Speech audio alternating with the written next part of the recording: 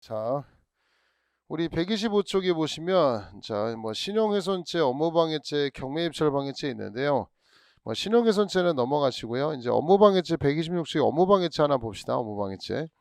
업무방해죄 조문 한번 보시면 314조. 자, 1항 313조 1항의 방법 또는 위력. 그러니까 313조 1항의 방법에는 313조의 방법은 허위사실 유포 위계라는 것이 있고, 위력은 힘을 가하는 거고, 사람의 업무를 방해할 때는 5년 이하의 징역 또는 1,500 이하의 벌금에 처한다. 자, 업무방해죄에서 시험에 나올 거는 가장 중요한 거는 이거예요. 업무방해죄에서 우리 보시면 저기 수원역에 가면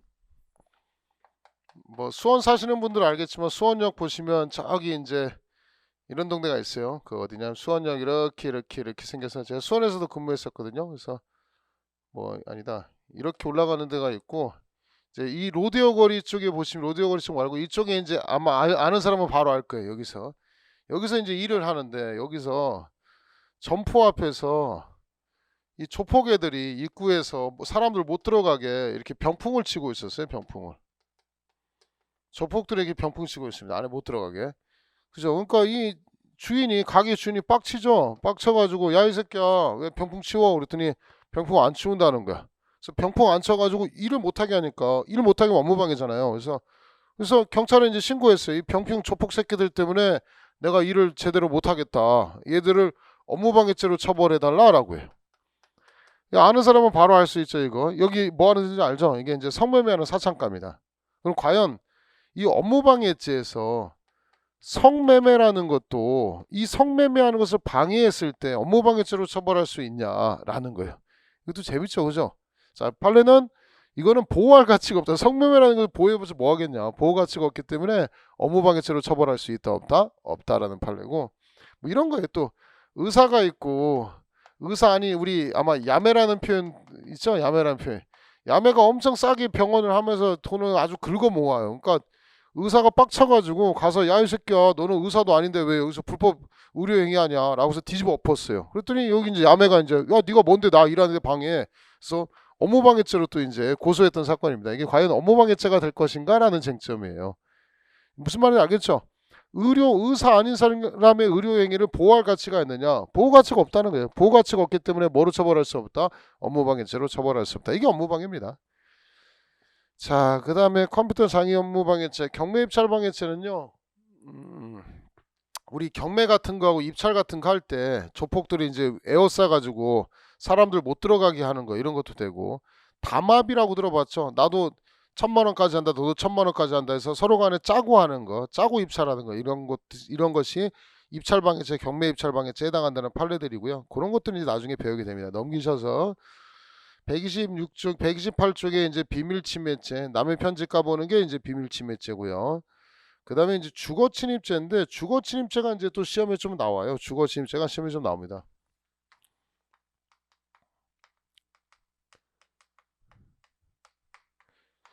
자, 주거침입죄에서 보시면 집주인이 자기가 살 수도 있지만 자기 안 살고 세입자한테 월세 같은 거 주거나 전세 같은 거 줄 수도 있잖아요. 그럼 주인은 이 집을 빌려주면 임대인이고요. 여기 살고 있는 세입자는 뭐라 부르냐면 임차인 이렇게 불러요.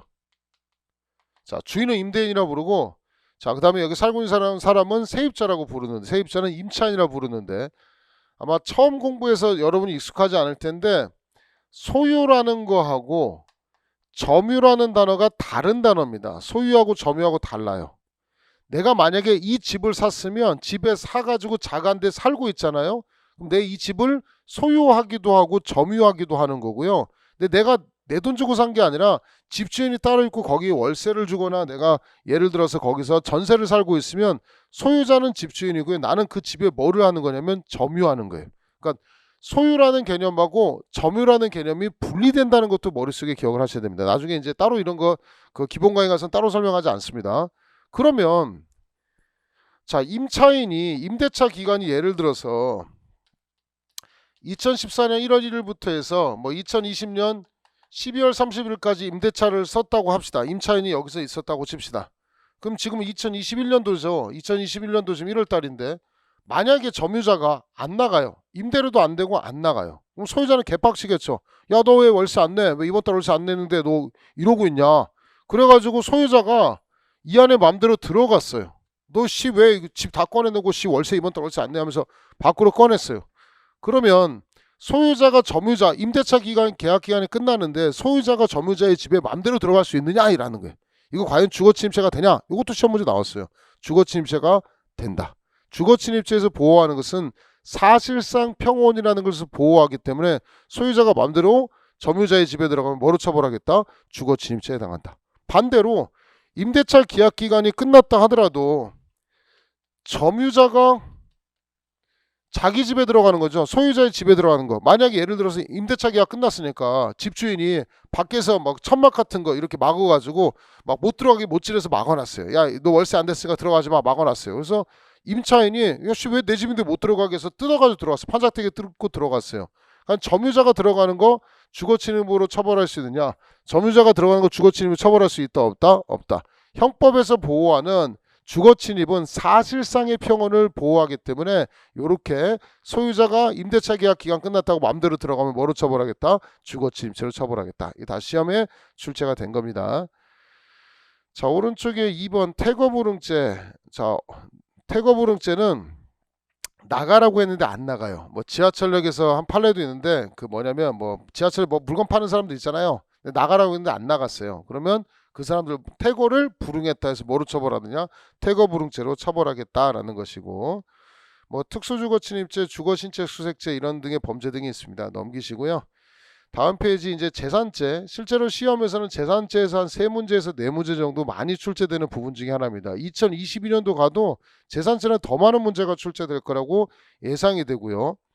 자, 불법용도교사 말고 오른쪽에 131쪽에 3번 친족상도례는 겁나 중요합니다. 친족상도례는 겁나 중요하고 제가 수업 시간에 특 A급이라고 부르는 건데 들어본 사람들은 있을 거예요. 친족상도례는 들어본 사람들이 있을 거예요. 우리 어릴 적에 엄마 물건 훔쳐도 절도죄로 처벌받지 않죠. 아빠 물건 훔쳐도 절도죄로 처벌받지 않죠. 처벌받지 않는다는 거예요. 엄마 아빠 물건 훔쳐도 처벌하지 않는다. 아마 훔쳐본 사람들 제가 수업 시간에 물어보니까 10이면 한 9에서 10명은 다 훔쳐봤다든가 엄마한테 뭐 한다고 거짓말해서 돈 뜯어낸다든가 별짓을 다 했더라고 봤더니. 그러니까 다 그러죠. 다 사람들이 그런 어릴 적에 그런 거 있는데 그런 게 이제 친족상도례라는 거예요. 남의 물건 훔치면 안 되지만 부모 물건 훔치면 벌하지 않겠다라는 거예요. 자, 어떤 식으로 벌하지 않느냐? 형을 면제한다는 얘기인데 여기 봅시다. 일단 여기 이제 겁나 중요합니다. 328조 1항 직계혈족 배우자, 동거친족, 동거가족 또는 그 배우자 간의 범죄는 형을 면제합니다. 자, 요거를 가까운 친족이라고 해서 328조 1항에 나온 사람을 근친이라고 부릅니다. 2항 1항 이외의 친족, 1항에는 동거하는 친족이라고 되어 있는데 2항은 1항 이외의 친족이면 동거하지 않는 친족이 되겠죠. 죄를 범할 때는 고소가 있어야 공소제기할 수 있다. 요 친고죄라고 부르는 건데 요건 조금 지나서 설명을 드릴게요. 자, 일단 1항에 근친이라고 부르는 것에 직계혈족, 배우자, 동거친족, 동거가족, 그 배우자 간의 범죄는 뭐라고 돼 있냐면 형을 면제한다라고 돼 있어요. 근친. 그 다음에 먼 친척이라고 해서 원친이라고 합니다. 원친은 동거하지 아니하는 친족 간의 범죄에 대해서는 고소가 있어야 공소제기한다는 범죄를 친고죄라고 부릅니다. 자, 직계혈족은요 뭐냐면 우리 나를 기준으로 위로 올라가는 것을 직계존속이고요. 요 밑으로 내려가는 것을 직계비속이라고 하는데 이렇게 피가 흐르는 거 요거를 이제 직계혈족이라고 부릅니다. 직계혈족이고 배우자는 우리 앞에서 배웠지만 우리 존속사례에서 배웠지만 배우자는 법률혼을 말하는 거예요. 그러면 와이프 물건을 훔쳐도 뭐를 하느냐? 형을 면제하는 거예요. 형을 면제하는 거예요. 아버지 물건을 훔쳐도 형을 면제하는 거예요. 자, 그러면 동거하는 친족이 있고 동거하는 가족 비슷한 개념인데 이들 간의 범죄 예를 들어서 나를 기준으로 보면 형도 있을 거고 뭐 동생도 있을 거고 아니면 뭐 조카랑 같이 살 수도 있고 그 다음에 뭐 작은아버지하고 같이 살 수도 있잖아요. 같이 사는 사람이라면 요거는 이제 동거하는 친족이에요. 이들 간의 물건을 훔치면 뭐 하겠다? 형을 면제하겠다는 거예요. 근데 반대로 우리 형하고도 같이 안 살 수도 있어요. 누나랑 따로 살 수도 있어요. 뭐 작은아버지, 작은어머니, 뭐 이모, 삼촌은 떨어져 사는 경우도 많죠. 요런 사람이 떨어져 살고 있으면 이 사람들은 동거하지 않는 친족이에요. 그럼 이 사람들의 물건을 훔치면 친고죄라고 해서 고소가, 이 사람 처벌해 주세요, 고소가 있어야지만 처벌할 수 있는 얘기. 고소 안 하면 처벌을 못 하는 거예요. 이게 이제 먼 친족이라고 하는데, 자 여기서 문제 내는 것은 아주 양아치 같이 잘 속여요. 직계혈족하고, 직계혈족은 이게 직계혈족이죠. 동거 친족은 다른 거라고요. 그럼 여기다가 뭐라고 살짝 속이냐면 이렇게 내는 거예요. 직계혈족에다가 아무 얘기도 없으면 동거하는 직계혈족도 포함되고 동거하지 않는 직계혈족도 당연히 포함되겠죠. 이렇게 속여요. 동거하지 아니하는 직계혈족의 물건을 훔치면 형 친고죄로 하겠다. OX, X. 직계혈족은 동거 유무를 따지지 않습니다. 동거하든 동거하지 않든 물건 훔치면 뭐 한다? 형을 면제한다니까요. 그렇게 속이는 걸 많이 주의해서 보시고, 배우자도 마찬가지. 배우자도 앞에 동거란 단어가 없기 때문에 동거하는 배우자, 같이 사는 여자의 배우자의 물건을 훔쳐도 형을 면제하는 거고요. 동거하지 않는 배우자의 물건을 훔쳐도 형을 면제하는 거예요. 또 이렇게 속이죠. 동거하지 아니하는 배우자의 물건을 훔치면 친고죄에 해당한다. 이렇게 속이는 거예요. 그러니까 꼭 이런 식으로 속이기 때문에 시험 문제 딱 기억하셔야 되고, 나중에 이제 재산 친족상도례에서 배우겠지만 이 친족상도례가 적용되지 않는 범죄들을 나중에 이제 앞잡다는 거에서 두문장기법이라고 해서 배워야 되는데, 강손전명계라고 해서요. 이런 범죄들은 친족상도를 적용해주지 않아요. 그래서 뭐냐면 강도라는 범죄, 아버지한테 강도했어요. 뭐 이런 새끼한테 친족상도를 적용해주면 안 되겠죠. 자, 두 번째, 손괴라는 범죄도 친족상도를 적용해주면 안 되겠죠. 그죠? 뭐 이런 거예요. 이제 이건 잘 모르는 범죄인데 점유광치죄라는 범죄가 있고요. 뭐 모르셔도 되고요. 그 다음에 이제 강제집행 면탈죄라는 범죄가 있고요. 그 다음에 경계침범죄라는 범죄가 있어요. 이런 범죄 등은 친족상도례를 적용해주지 않아요. 절도나 사기, 횡령 이런 범죄는 친족상도를 적용해주는데 여기에 해당하는 범죄는 친족상도를 적용 안 해줘요. 작년에요. 어떤 뉴스가 나왔냐면 경찰관이 111 신고를 받아서 갔어요. 111 신고를 받아서 갔는데 남자가 골프채, 망치 이런 걸로 자기 엄마 포르쉐 자동차를 부수고 있었던 거예요. 포르쉐를 막 승질 나가지고 엄마 막 자동차를 막 부수는 거예요. 포르쉐를. 그러니까 경찰이 이제 112 신고 왔어. 그랬더니 112 신고 와서 우리 엄마 거니까 저리 가세요. 나 우리 엄마 진짜 개 싫어 하면서 막 망치로 엄마 자동차를 부수는 거예요 지금. 그럼 이 아들내미를 경찰관이 현행범 체포해서 데리고 갈 수 있느냐, 아들내미를 절도죄로 처벌할 수 있느냐가 절도죄가 아니라 아들내미를 체포해서 처벌할 수 있느냐가 쟁점이잖아. 그러니까 아들은 지금 엄마 차를 부수는 건 지금 뭐 하는 거예요? 이거 손괴하는 거죠. 손괴죄는 원래는 엄마와 아들 관계는 직계혈족 관계에 있기 때문에 뭐 절도를 하거나 사기를 했으면 형을 면제하는데 이거는 손괴죄죠. 손괴죄는 뭐가 적용되지 않아요? 친족상도에 적용되지 않죠. 그래서 뭐 했냐면 이 아들내미를 현행범 체포해서 데리고 갔어요. 이 아들 멍청한 새끼지. 나 같으면 차라리 뭐 하겠습니까? 자동차를 훔쳤겠지, 그죠? 자동차 훔쳤으면 절도는 뭐를 적용해줘요? 친족상도를 적용해주죠. 하필이면 왜 자동차 부셔가지고 손괴죄로 현행범 체포되고 처벌을 받냐고. 멍청하죠? 얘가 만약에 김대한 형사법 강의 한번 들어봤어. 생계초 강의 한 번만 들어봤어 봐. 그럼 그런 일 벌어져 안 벌어져요? 안 벌어지죠. 그러니까 엄마한테 사기를 치거나 절도를 해야지 엄마한테 강도나 손괴 이런 거 하면 된다 안 된다? 안 된다는 거 알려주는 겁니다. 자, 이런 거 이제 배우는 겁니다. 131쪽에 친족 간의 범행과 고소 다 설명드렸고요. 다음 페이지 넘기셔서 132쪽에 절도를 보도록 하겠습니다. 자, 타인의 재물을 절취한 자는 6년 이하의 징역 또는 1,000만 원 이하의 벌금에 처한다. 남의 물건을 훔치는 거예요. 남의 물건. 자, 타인의 재물을 절취한 자라고 되어 있는데 절도는 우리 이렇게 봅니다. 내 거를 훔치는 게 아니고 남의 거예요.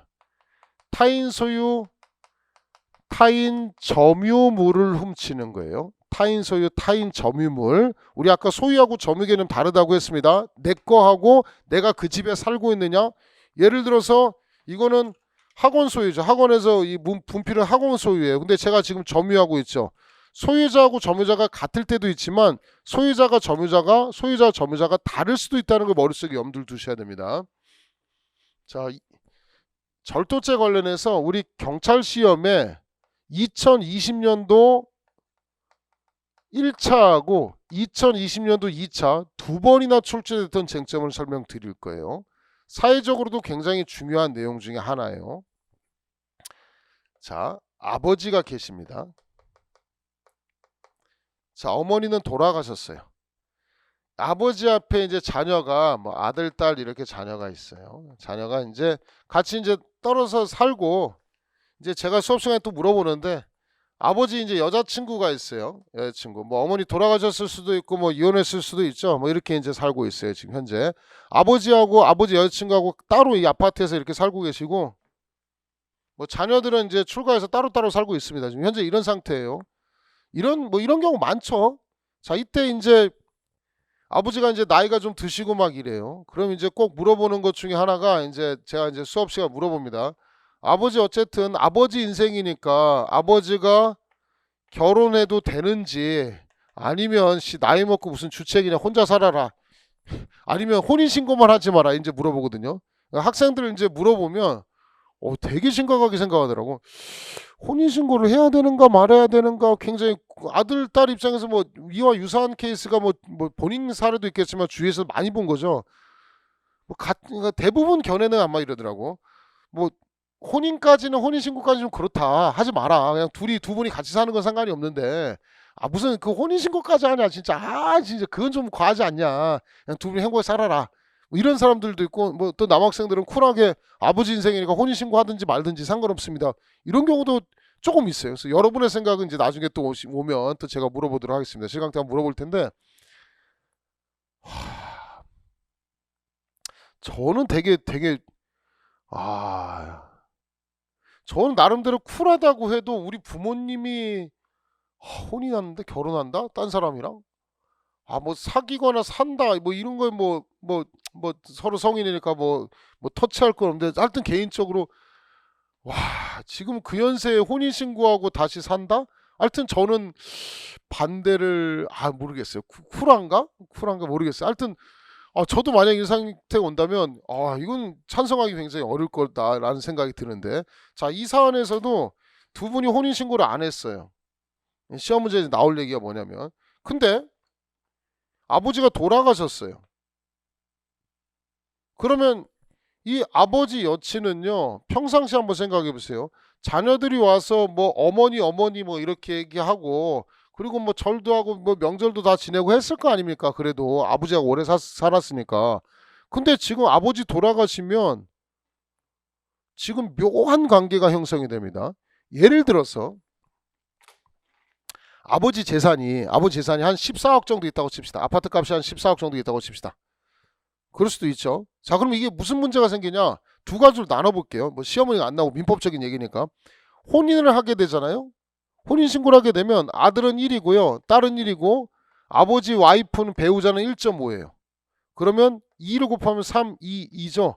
자, 그러면 2, 4니까 혼인신고를 하게 되면 아들은 4억, 딸은 4억 받게 되고 그 다음에 엄마는 여기는 그 아줌마는 6억이라는 돈을 받게 됩니다. 혼인신고를 하게 되면 이렇게 돼요.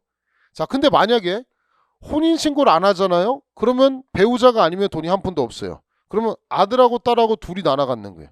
그럼 밑에는 아들이 7억, 딸 7억 이렇게 받아요. 지금 액수 차이가 총 6억 차이가 나요. 혼인신고 했느냐 안 했느냐에 따라서 돈 액수 차이가 한 6억 정도 차이가 나죠. 3억씩 차이가 나요. 그래서 요 상태까지 설명을 하고 나서 학생들한테 자 아버지 혼인신고해도 되냐 안 되냐고 하면 이제 거의 대부분은 혼인신고하면 안 된다고 해. 막 이제 안 되지. 왜 자기 돈이 좀 줄어드니까. 만약에 아버지가 14억이 아니라 140억이라면 이건 얘기 또 달라지죠. 이런 상태예요.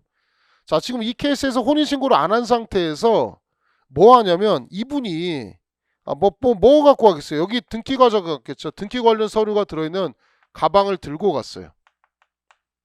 그럼 과연 이 아줌마를 아들내미 딸내미 당연히 절도죄로 신고했겠죠. 절도죄로 처벌할 수 있느냐 쟁점이에요. 자, 절도죄가 되려면 두 가지 요건을 갖춰야 돼요. 조금 전에 설명드렸지만 타인 소유, 타인 점유예요. 이 두 가지 요건을 갖춰야 되는데, 자, 민법 같은 경우에 뭐라고 되어 있냐면 이렇게 부모가 돌아가시면 상속이 돼요. 상속이 돼서 자녀 앞으로 소유권도 상속이 되고요. 자, 점유도 상속이 돼요.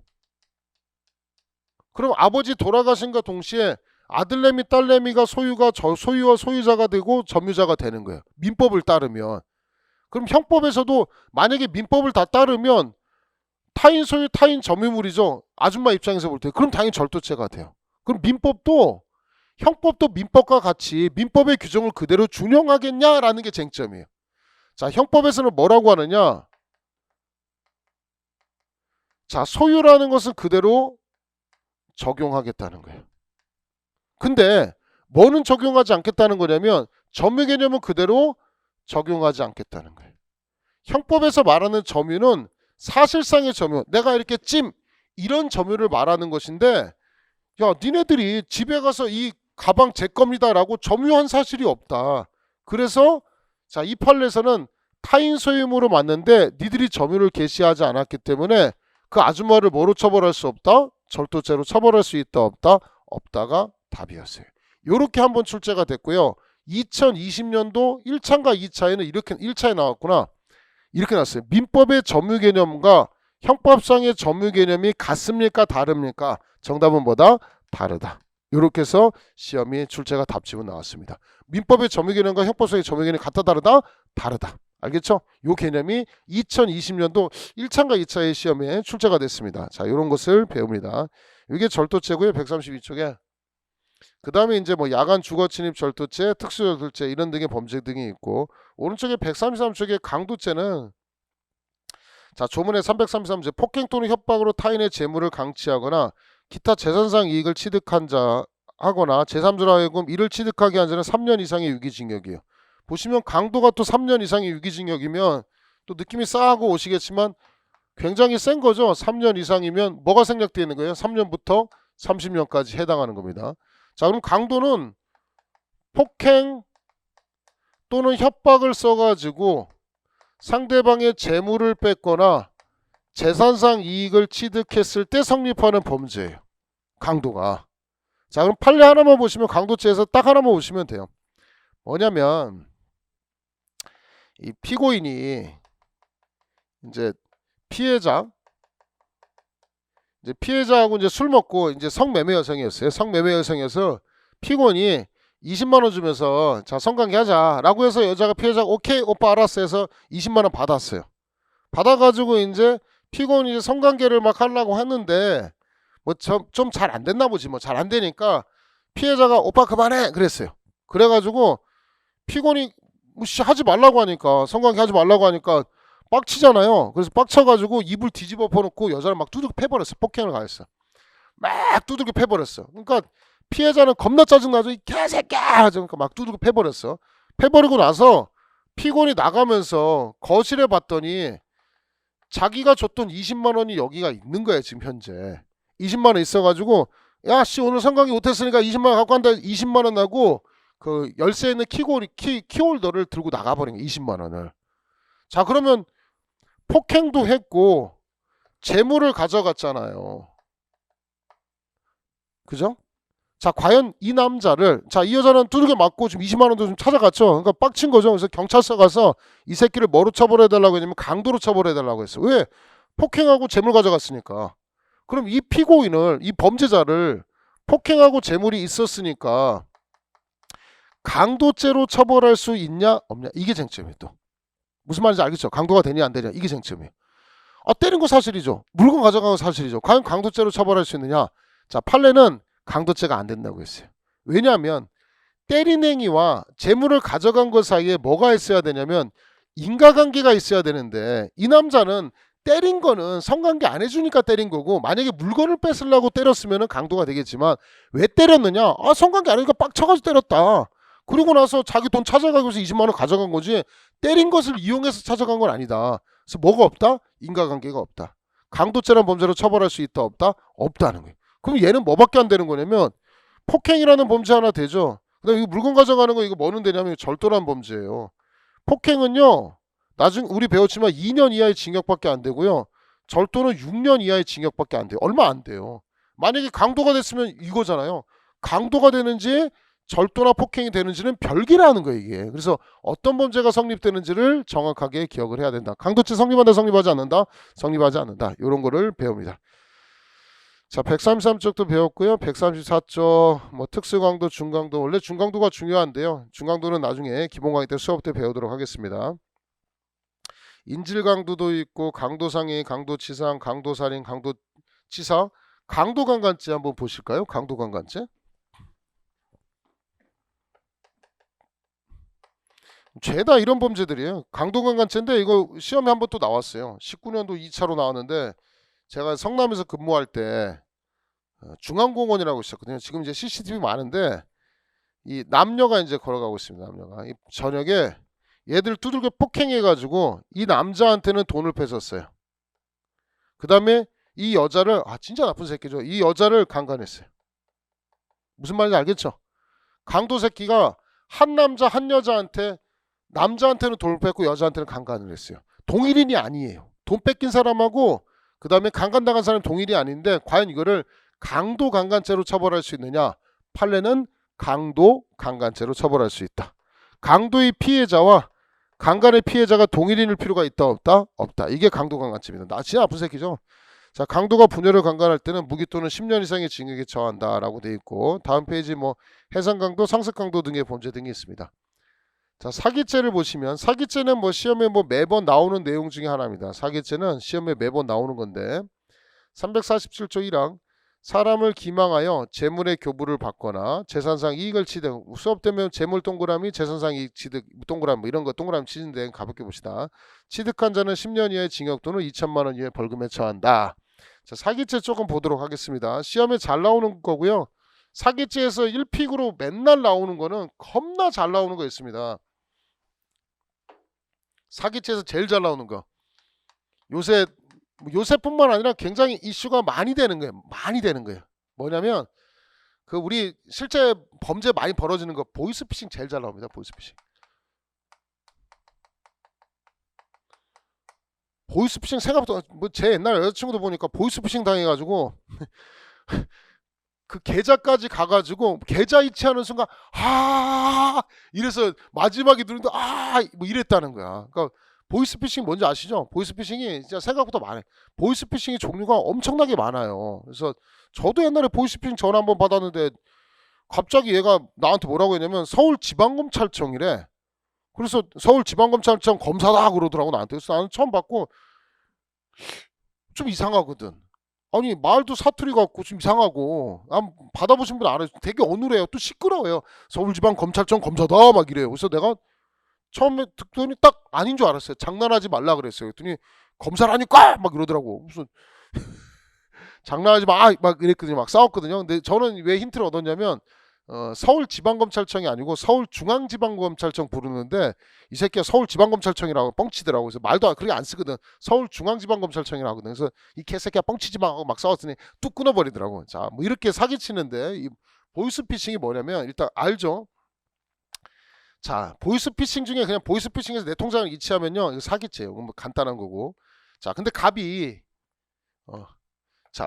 보통은 이제 두 명이 등장해요. 그래서 피해자가 예를 들어서 A라고 치면 얘는 이제 카드 같은 거 뭐 갑한테 주죠. 카드 뭐 현금 카드 주거나 하고 통장을 주죠.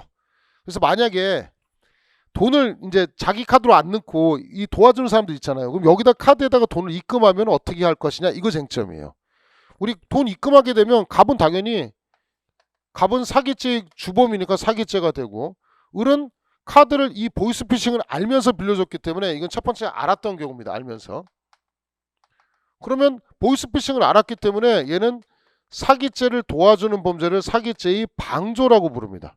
그래서 방조범이라고 해서 반을 깎아주는데 자, 갑은 주범이니까 사기죄의 정범, 그 다음 을은 사기죄 보이스피싱을 알면서 자기 통장을 대여 있으니까 사기죄 방조로 처벌하면 돼요. 여기까지는 기본적인 쟁점인데 보통 요새 나오는 것 중에 하나가 뭐냐면 이 상태에서 뭐를 하냐면 을이 카드 주고 자기는 다시 통장을 하나 주고 통장 하나 주고 자기는 또 하나 또 카드를 하나 갖고 있어요. 그럼 요새 아시겠지만 돈 입금되면 문자가 띵동 하고 문자가 뜨잖아요. 뭐 몇백만 원 입금되었으면 뜨잖아요. 입금된 순간 얘가 이 돈을 인출해 버렸어요. 무슨 말인지 알겠죠? 자, 그러니까 누구 개빡치냐면 갑이 개빡치죠. 그죠? 자기 보이스피싱에서 연락에 샤샤샤 해서 돈 입금을 하고 해서 통장 입금해서 인출하려고 했더니 통장 준 새끼가 먼저 꺼내간 거예요. 지금 그 돈을. 그러면 을은 혹시 갑에 대한 별도의 사기죄가 성립하겠습니까? 이런 거예요. 안 된다는 거예요. 그러면 은행을 대상으로 돈을 인출했으니까 은행에 대한 별도의 사기죄가 성립하겠습니까? 아니라는 거예요. 그래서 결론은 갑은 사기죄고요. 을은 사기죄의 방조밖에 따로 다른 범죄 성립하지 않아요. 뭐 작물취득 같은 것도 쟁점이 되긴 하는데 작물취득도 안 되고요. 자, 을이 빼갔다 하더라도 별도로 뭐 갑에 대한 사기나 횡령죄, 은행에 대한 사기죄 성립한다, 성립하지 않는다, 성립하지 않는다. 엄청 시험에 잘 나오는 쟁점이고 시험에 매번 나오는 것 중에 하나예요. 자, 근데 두 번째 케이스가 생겼어요. 이번에는 을이 보이스피싱을 몰랐어요. 자, 이것도 이제 이슈가 됐던 사건 중에 하나냐면 뭐냐면, 자, 을은 진짜로 갑이 통장을 빌려주면 뭐라고 했냐면 한 달에 200만 원씩 준다 그래가지고 통장을 빌려줬다는 거야. 200만 원 준다고. 근데 갑이란 새끼가 통장이 내가 통장 빌려준 대가를 두 달 빌려줬는데 돈을 안 준다는 거야. 근데 마침 딱 통장에 봤더니 460만 원이 들어왔어. 그래서 자기는 뭐 했냐면, 그래, 야, 씨, 너 나한테 한 달 빌려주면 200만 원씩 준다고 했는데 안 줬으니까 그 460 중에 을이 400만 원 인출해 간 거야. 자, 나중에 이제 갑과 을이 잡혔을 때 을이 공범인지가 문제가 됐겠죠. 그래서 이제 검사가 물어보는 거죠. 야, 당신 말이야, 보이스피싱 알았지 않냐? 왜 당신 왜 돈을 인출해 가냐? 그랬더니 을이 뭐라고 얘기하냐면, 만약에 내가 보이스피싱에 가담했으면 알았으면 나는 뭐라고 생각해? 그러면 내가 460만 원을 다 꺼내가지. 왜 내가 200씩 따로따로 꺼내가냐? 나는 정당한 대가를 받은 것이다. 나는 보이스피싱을 몰랐다, 이렇게 얘기하는 거예요. 요거 2020년도 2차 문제예요. 자, 그러면 일단 몰랐을 때는 판례는 뭐라고 하느냐? 갑은 일단은 사기죄가 된다. 사기친 새끼 맞으니까.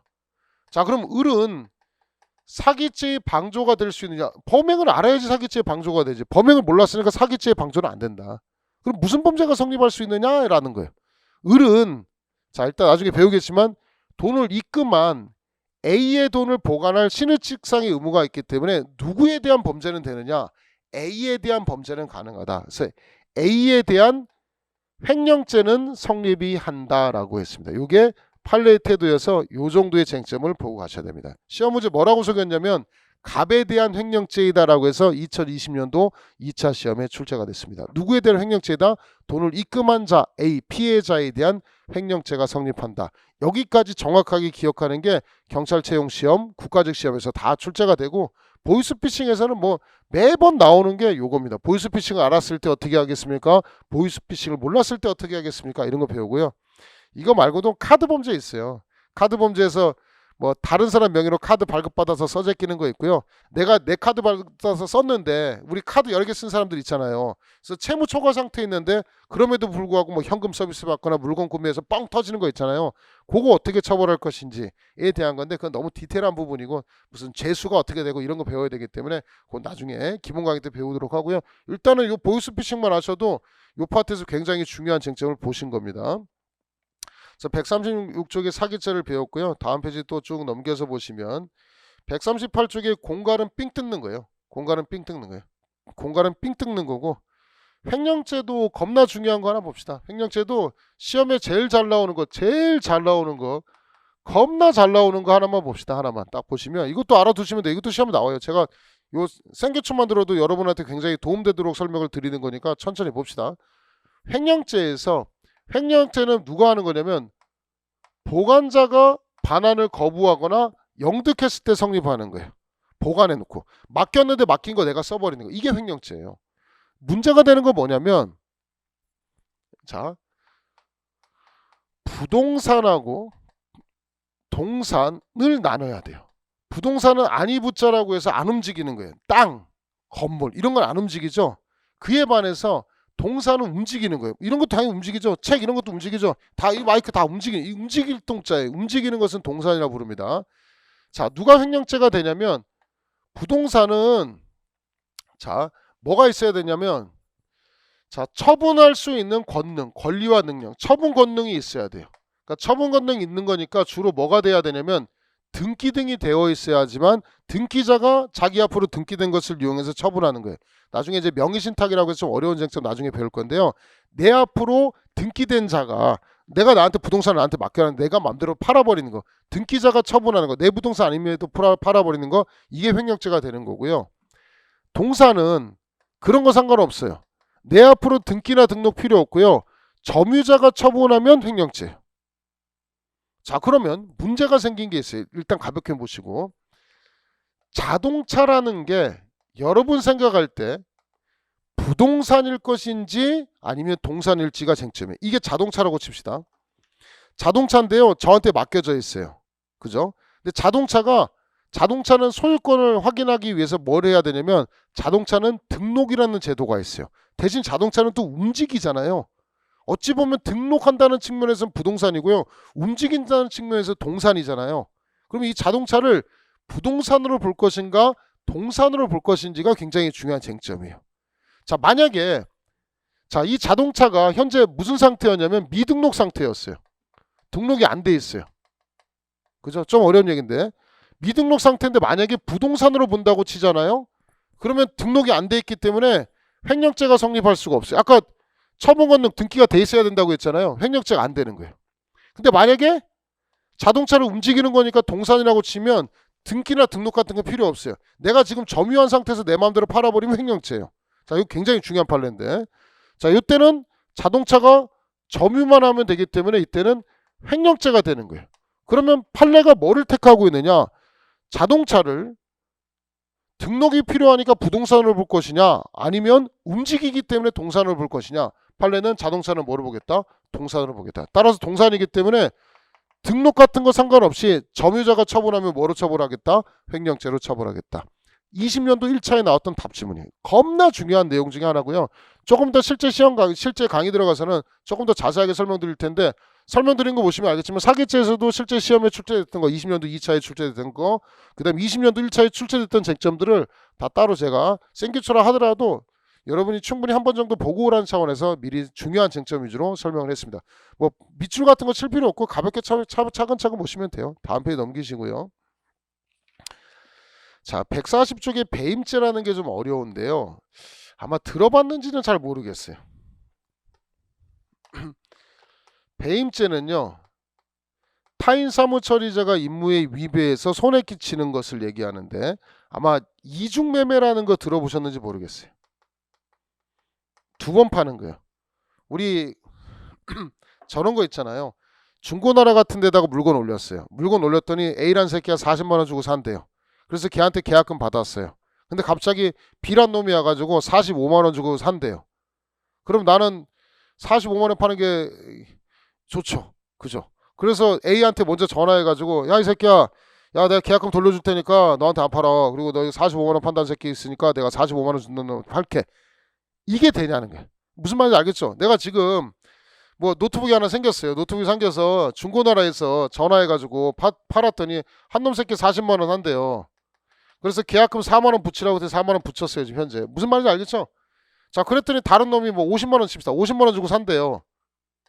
지금 A가 있고 B가 있어요. 그래서 A한테 전화했더니 자기는 계약금 4만 원 보냈으니까 닥치라는 거야. 너 이 새끼 나한테 안 팔면 안 된다는 거지. 야, 나 분명히 너한테 제일 먼저 얘기했고 네가 약속한 대로 돈부터 붙이라고 해서 4만 원 보냈는데, 계약금 보냈는데 너 이 새끼 양아치 새끼 아니냐. 너 그 말이 되냐. 딴 놈한테 팔면 안 된다. 막 이러고 너 나 경찰서 가서 신고한다는 거야. 더 나아가서 예를 들어서 20만 원 보냈다고 칩시다. 중도금까지 해가지고 20만 원 보냈다고 치자. 만났을 때 20만 원 주기로 하고 계약금하고 중도금에서 20만 원 줬다고 치자. 지금 노트북에. 뭔지 알겠죠? 20만 원 줬는데 A한테 전화했더니 A가 그러지, 개새끼야 그러지. 너 노트북 내가 새끼야 분명히 너 40만 원 중에 20만 원 줬는데 너 새끼 딴 새끼한테 팔면 안 된다 그러죠. 그랬더니 갑이 미안해 싫어 이 새끼야 너한테 어떻게 내가 팔겠냐. 야 20만 원 줄 테니까 돌려가 이 새끼야. 뭐 지금 이렇게 얘기하는 거야 지금 현재. 그럼 씨 20만 원도 안 준다 막 이렇게 이제 떼쓰는 거야. 아 나 딴 사람한테 팔 거야. 씨 니하고 니 하는데 바로 밑에 댓글 보니까 바로 어떤 새끼가 바로 왔어요. 딱 1분 차이밖에 안 나. 씨 나 그냥 너한테 팔기 싫어. 나 돈 없어 새끼야 진짜 좀 부탁해. 그랬더니 A가 개새끼야 안돼 새끼야 막 이러는 거죠 현재.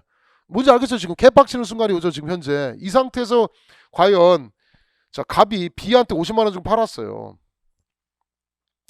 A 팔짝팔짝 뛰겠죠. 노트북 안좀 팔짝팔짝 뛰겠죠. 그래서 과연 A가 경찰에 이 새끼 쓰레기 새끼입니다. 요놈을 배임죄라는 것으로 처벌할 수 있냐라는 거야. 얘는 나한테 20만 원 내가 잔금을 주면 나한테 노트북을 넘겨야 되는 의무인데 의무를 똑바로 이행하지 않았습니다. 그럼 그 새끼를 배임죄로 처벌해 주세요. 배임죄가 될까 이게 쟁점이에요. 배임죄가 된다 안 된다? 안 된다는 거예요. 자 이제 배우겠지만 이런 노트북은 동산입니다. 동산을 2번 파는 것은 동산 이중매매는 배임죄가 안 돼요. 근데 판례는 동산하고 부동산하고 나눠가지고 부동산을 2번 팔죠? 그때는 배임죄가 돼요. 근데 무조건 배임죄가 되는 건 아니고 첫 번째 매수에서 계약금하고 중도금까지 받고요. 두 번째 매수에서 계약금 중도금까지 받았을 때 배임죄 착수고요. 두 번째 놈한테 등기를 하게 되면 첫 번째 산 놈한테 대한 배임죄가 성립한다는 판례인데요. 우린 가볍게 여기서는 동산은 이중매매에도 배임죄가 된다 안 된다? 안 된다. 그에 반해서 부동산은 2번 팔아버리면 뭐가 성립할 수 있다? 배임죄가 성립할 수 있다. 이 정도만 보셔도 충분하지 않을까라고 생각합니다. 자, 배임 수재, 배임 증제도 넘기시고요. 142쪽에 작물은 아마 들어봤을 거예요. 훔친 물건 그 중고나라에 파는 새끼들 더럽게 많잖아요. 훔친 물건 팔면 훔친 물건 사잖아요. 알고 사면 작물죄예요. 실수로 사면 과실장물죄라는 건데 과실장물죄는 처벌하지 않고요. 물론 업무상 과실장물죄, 중과실장물죄는 따로 있는데 어쨌든 훔친 물건 사고 파는 게 훔친 물건 사는 거 그걸 이제 작물죄라고 부릅니다. 그다음 143쪽에 이제 손괴죄인데요. 손괴죄에서 쟁점 하나만 좀 보시면 손괴죄인데 부수는 거예요. 부수는 건데 건물에다가 계란 던졌어요. 계란 던지면 계란 더럽죠. 그게 손괴죄가 될 건지 쟁점 하나. 두 번째 이런 거 배우는 거예요. 건물에다가 라카 칠했어요. 라카 아시죠? 이렇게 흔들 라카 칠했어요. 뭐 자봉똥 깨뭐 하면서 그 건물에다 라카 칠했어요. 자, 이 시험에 2개 다 나왔어요. 계란 던진 거는 손괴죄가 아닌데요. 뭐는 손괴죄라고 나왔냐면 그 라카 건물 벽면에 라카 레커 스프레이 뿌린 것은 손괴죄래요. 우리 시험에 어떻게 나왔겠어요? 또 이거 라카 스프레이 뿌린 것과 계란 던진 거 2개 다 손괴죄다 이렇게 나오겠죠? 그죠? 시험에 다 나왔습니다. 답 지문에. 자, 라카 뿌린 것은 손괴죄가 되지만 계란 던진 거 손괴죄 된다 안 된다? 안 된다. 여기까지가 시험에 나왔는데 제가 여러분한테 2020년도 굉장히 중요한 판례인데 시험에 나올 거 미리 말씀드릴게요. 최신 판례 중에 건물 벽면에다 쓰는 것은 손괴죄라고 했어요. 근데 이번에는 바닥에다 라카로 색칠을 했어요. 과연 바닥에 라카 칠한 것을 손괴죄로 처벌할 수 있냐? 똑같은 라카예요. 근데 판례는 바닥에 칠한 것은 손괴죄가 아니래요. 그냥 그거는 낙서 정도에 불과해서 손괴라고 볼 수 없다고 했어요. 이건 당장 아직 한 번도 안 나왔거든요. 21년도 1차 여러분이 시험 치거나 21년도 2차 뭐 최근에 이제 조금 있으면 이제 앞으로 나올 시험이기 때문에 머릿속에 하나 기억하시고 한번 기억해 보세요. 건물에다가 라카 칠하는 것은 손괴죄, 건물에 계란 던진 거 손괴죄 안 되고 바닥에 칠하는 거 뭐가 된다? 손괴죄가 된다. 이렇게 기억하시면 되겠습니다. 다음 페이지 넘기고 144쪽에 뭐 권리행사방해죄 이런 범죄들은 굉장히 어려워요. 뭐 강제집행 면탈죄 등은 굉장히 어려운데 여기까지 설명드리고 10분 쉬고 나서 사회적 법익에 대해서 또 설명을 드리도록 하겠습니다.